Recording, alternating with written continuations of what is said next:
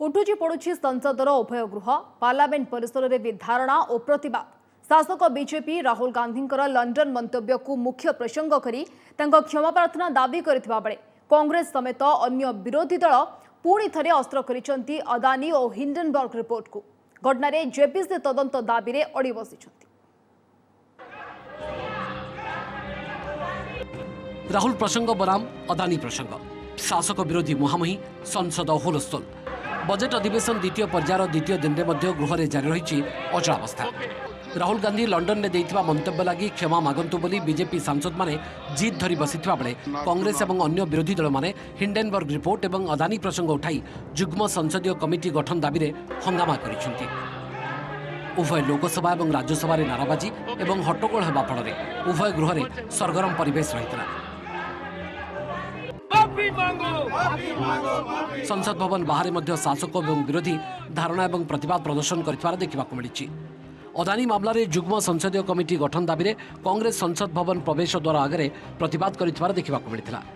संसद परिसर में टीएमसी आप डीएमके समेत अन्य विरोधी दल सांसद माने धारणा देते। बीजेपी का डाइवर्शन टैक्टिक्स है भैया, बीजेपी का पूरा डाइवर्शन टैक्टिक्स है।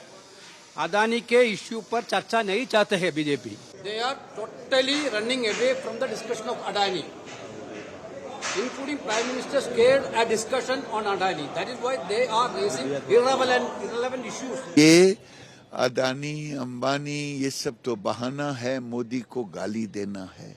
अडानी ने कहा अपने एक मीडिया के सामने कि मुझे सबसे पहले कांग्रेस के नेता चिमन भाई पटेल ने ब्रेक दिया, उसके बाद स्वर्गीय राजीव गांधी जी ने मुझे ब्रेक दिया था। ये वही अदानी है। इसलिए उनको लग रहा है कि देश का विकास केवल कोई देश का उद्योगपति करे तो मेरे ही समय करे, दूसरे के समय ना करे। राहुल गांधी का तेरे राहुल को क्षमा प्रार्थना दाबी अड़ी बसी बीजेपी सांसद माने संसद भवन बाहर प्रतिवाद प्रदर्शन करिसेंती। विदेश में भारतर गणतंत्र और संसद आदि अपमान करिसेंती राहुल गांधी। यार जवाब रखी कांग्रेस। विदेश में जाकर रोने का काम करते हैं।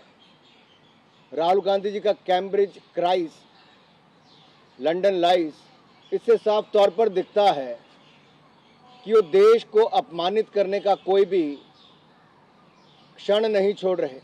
और देश से बाहर जाकर आप देश को बदनाम करने का काम करते हो, भारत को दुनिया भर में बदनाम करने का काम करते हो।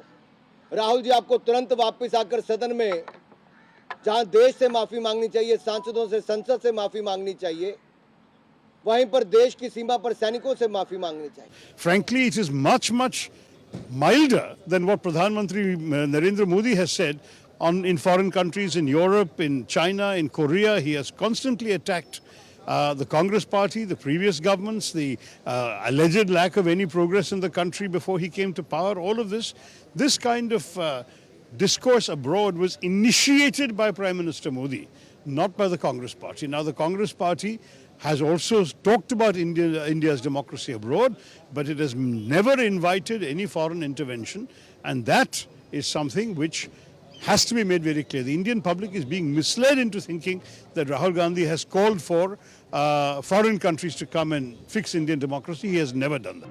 Bureau Report, OTV.